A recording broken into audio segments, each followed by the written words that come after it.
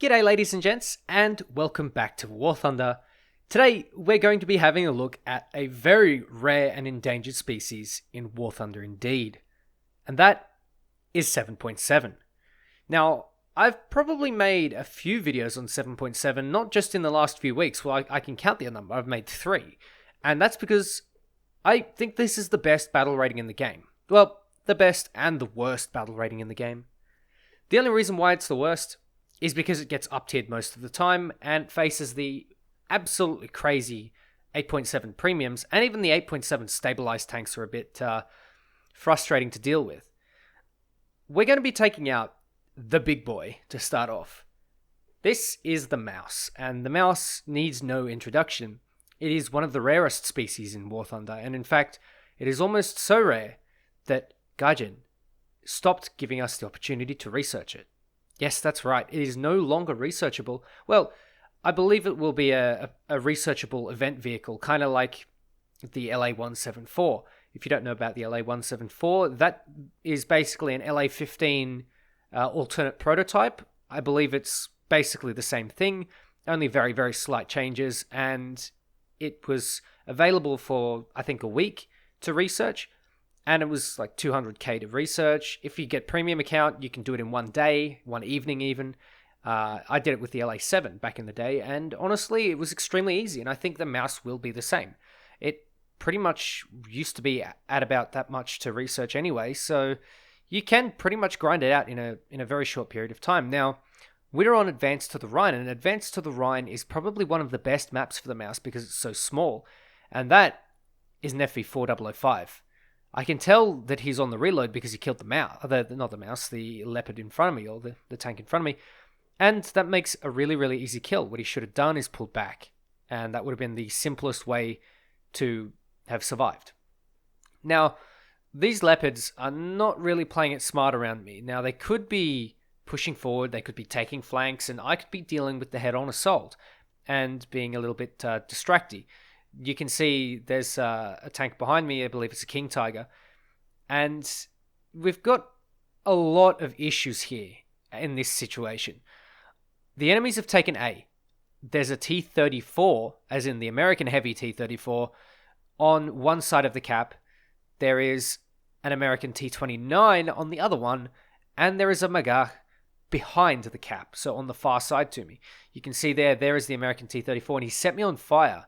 So, yeah, pretty unlucky. I managed to get his transmission, which, puts me in a better situation, but at the same time, there's a lot of enemies on the cap, and I need to deal with these. I also need to stay alive, because that's just how I'm going to get my team through this. The Leopards are not good at taking shots, and so I need to be the one that does that, and the mouse is fairly capable of that. In fact, the mouse is extremely capable of that. The only issue is when, fast-firing APDS or APFSDS comes around, or ATGMs, the mouse will have a hard time. Things like the BMP-1 absolutely shred through the mouse. And whilst the mouse can kill it very quickly, and it, can deal damage with the heat shell as well, it's not really the best situation for it. Thankfully, there are no BMPs that I will come across in this match, because the mouse is an endangered species and should be protected at all costs. Now, what I'm going to do here is I'm going to try and take a flank. Yes, I'm going to try and flank in the mouse. May not sound like a smart idea, but when you think about it, the best way to deal with a tank that has eyes on you or has eyes on your teammate is to go around it. Now, my team clearly doesn't have the brain cells to push in on a flank, so I guess the mouse is going to have to do it. So what I'm going to do is I'm going to head towards the monument and make sure I can angle myself. I can see the Magach over there. And I'm going to try and angle myself against the Magach. I need to be super careful because he does have Heat FS and he out-reloads me, I think, about 2 or 3 times. So I'm going to have troubles. And I'm also going to have troubles pushing around this Panther wreck here because it's not really the best situation. The mouse is a wide boy. It's a swole boy, if you will. And I can't really do a whole heap. I've got to wait sort of for my teammates, or I've got to wait for the Magach to make a mistake. And instead what I'm going to do is I'm going to be a little bit impatient. I'm going to try and push up onto the monument and take the high ground, which gives me a little bit more dominance over the situation. and I'm able to actually jockey with the Magach in a better position. Bomb goes off next to me and does not do anything because it's way too far away, and the bomb just simply doesn't have the armor penetration, but it has put up a brief smoke screen, and this allows me to start to wind my way up the steps so that I can get that higher ground that I sorely need. I may also be able to make the T-34 or any of the other tanks that are on the other side of the monument to me distracted, and that can really help me. And there's my big mistake. I've gone and damaged my barrel, because that is, I can't quite remember actually what shot me there, but I did get shot out, and the barrel is one of the critical things on the mouse. So what I'm going to do, very, very simple, hide the turret. The turret is very, very vulnerable, and I'm going to hide it behind the rubble that is way in front of me by jumping on the Magach. There we go. Look away, kids. It's not pretty. I thought the SPH might be able to help me. I fire my main gun and break the barrel, and I think I just got myself killed here. Sure enough, the Magach gets me with APDS. Yes, APDS can do that. But that's alright, we're going to try and redeem ourselves. We are in the Leopard 1, and honestly the Leopard 1 is one of the better tanks at 7.7. Obviously there's the STB, but that should really be 8.0. We all know that, so we can stop saying that finally. Yes, it should be 8.0, but it's not, and I don't know why Gaijin has done it, but that's what we have to deal with. So, aside from the STB 1, I believe, personally, that the Leopard 1 is the best 7.7 tank in the game. Don't at me. So, what am I going to do? I'm in a pretty fast mobile tank. I don't have a stabilizer, so I'm not going to take those head-on engagements. What I need to do is I need to sneak around. And I need to be really careful, because there might just be a Magach that is on that cap, and he might have just seen me, and he shoots my engine. So, I take a quick shot, or I take a quick speculation, rather, at what might be through those bars, or what might be through those pillars. There's nothing, and the Magach might have just gone back to the cap. He might have also been engaging the guy that's a little bit north to me, the friendly there, and that is pretty much my ticket out. Maybe I should smoke, maybe I should do some stuff for concealment. I'm really worried that I'm going to get shot out, because I'm in the open. I'm about as open as you can get on this map, apart from being in the main road that's just ahead of me up there. So, I get my engine back, I'm recharging the battery, if you will, and I'm going to go for that flank. I'm going to just be careful, just third-person peek that corner, make sure the Magach isn't there, and it looks like he might just be right up ahead. I can see those markings, and I'm going to push. What I should have done here is I should have smoked and concealed my approach from the spawn.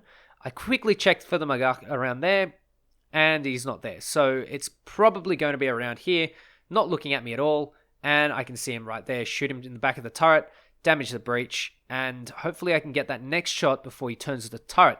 And yes, the Leopard actually has a really good reload, and I'm able to get the shot off because the Magach's gun breaches itself because it's damaged.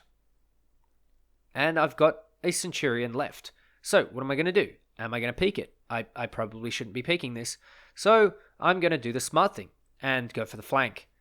If you are taking your head-on engagement in a Leopard, you are doing it wrong. You have to, must, 100% all the time, take engagements from the side. You can see the T-92 there. I quickly pop a shot on the move, and I gauge quickly where the Centurion is, and I can see that he's just out there by that Sherman wreck, and he's flanking to the north of the monument.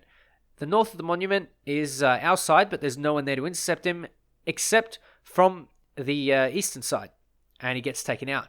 STRV-81, that's a good pick. That's a very, very good kill. Very strong tank, and it's stabilized, fast rate of fire, good penetrating gun.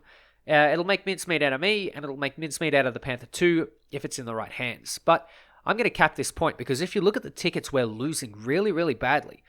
We only have a few thousand tickets left, and it's starting to get a bit desperate. Our team needs to start capturing zones, otherwise we will lose. And of course, if we continue to lose tanks, we're also going to lose 100 tickets apiece. And that's not good for our health either. I take a shot at the T-29 with Hesh and get very, very unlucky. I did load the Hesh for the Centurion because I was going to shoot the roof of the turret, which is going to be a guaranteed kill anyway, but I think I have to switch back to HitFS. Then we get this happening. The Panther 2 and the other Panther 2 are engaging a Centurion, and since none of them really decided to, smarten up a little bit, they're taking both the shots head on. Now, this is a massive, massive no-no. So what I'm going to do is I'm going to rush out in front, make sure that there's no one watching, because you can see I've got some cover, I've got some smoke, I've got some bomb smoke as well, and I can hear the Centurion on the other side of these buildings here. So, being a Leopard, being fast, what I'm going to do is I'm going to flank, and this is what the Panther 2s should have done. They shouldn't take a head-on engagement like this. I'm going to get a little bit caught up in the terrain here. I get caught up by the tank trap, take a quick shot, take out the loader. Not a good hit at all. I probably could have loaded APDS here, which would have been okay, but I decide to use the Leopard speed once I get past this concrete and put a little bit of artillery down and go for the flanking shot. You can see there that he's right there, reverse back just in time, and I think those bombs were going to take him out anyway. But I needed to do as much damage as possible, and now we're only on a few hundred tickets left. It's getting really, really desperate. And honestly, these are the matches that I find the most enjoyable. There are some matches that you play in your German lineup and you just fight to the bitter end, like this one. And maybe sometimes you pull through and maybe sometimes you don't. And unfortunately, spoiler, this is going to be one of the cases where we don't. You can see they've gotten their 2 caps back. We're going to try desperately to take the A cap. We have a bit of a good flank on it as well. So I'm going to try and take out whatever this Ostwind is engaging. And I thought it was the Ostwind at first, but then I remembered that I am playing German tanks. So a bit of a Pepega move there. I go for the turret shot, and this disables the turret ring and the breach, which is really important. And now what I'm going to do is I'm going to take my sweet time, go for the ammo rack, but I aim just a little bit too high and I end up hitting nothing instead.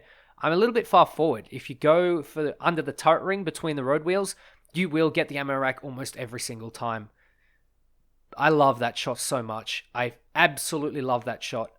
It's probably the best spot to hit a T-29 sight on. That lower bit there, especially if you're firing heat effects, which will detonate ammo racks. If you're gonna, disable a turret, then go for the turret itself. Go for the side. But Action 10 here, he fired, so he's going to be on the reload. I shoot out his loader and his driver, which means he can't move and he can't reload in time. So I'm going to pop a shot into his ammo rack, which I know is next to the driver. Having some knowledge of your tanks is really helpful. Anyway, one thing I would like to talk about for the rest of this battle is 7.7 in general. Now, I love 7.7, but I don't like 8.7 as much. I mean, I like it, but I don't like having to face 8.7s in unstabilized tanks or, mouse, which is not designed to be quick reacting to the battlefield. What I think should happen is 8.7 should go to 9.0. 9.0 should go to 9.3. Of course, with some exceptions. I think, for example, the Brennus should stay at 8.7. I think certain other vehicles should stay at 8.7. Perhaps some 8.3s should go to 8.7. Maybe the T62. I would really like to see an old top tier. That is Chieftain Mark 5 and 3. Leopard 1, Leopard 1A1, T10M, T62, T55. These sorts of lineups I think would be really, really nice. And having a meta where you have a decent flow of unstabilized tanks and the so-called go-karts with guns, I really like that tier, personally, and I really think that it should stay. It would also give the mouse a bit more of a chance because it's not quite efficient against stabilized tanks. But there we go. The match is over because our team pushed and we lost our last 100 tickets. Anyway, ladies and gents, thank you very much for watching. Take care, and I'll catch you next time.